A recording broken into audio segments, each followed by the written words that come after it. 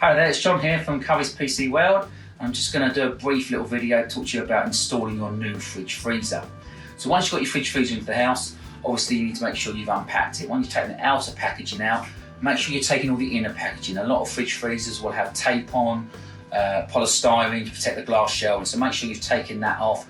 On the fridge side, they may have tape to keep the drawers in, so make sure you've obviously checked all that. If you're not sure, just have a quick look in your manufacturer's instructions, it will show you that as well.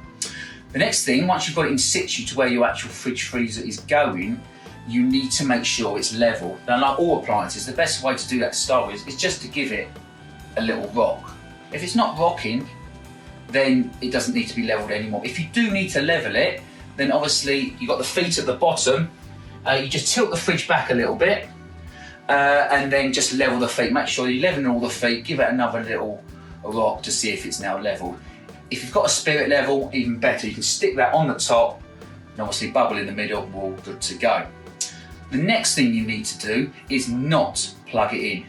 This is really important, guys. How long do you need? You need to let it rest. The reason you need to let it rest is oil inside the compressor unit could actually in transit go up through to inside the refrigeration system.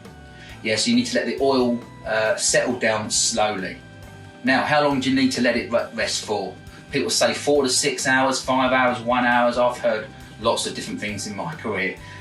Manufacturer's instructions, just refer to your manufacturer, they're all slightly different. If that says 3 hours, let it rest for 3 hours. Once you've let it rest for 3 hours, plug it in as you would do normally. And then you're good to go. Thank you very much.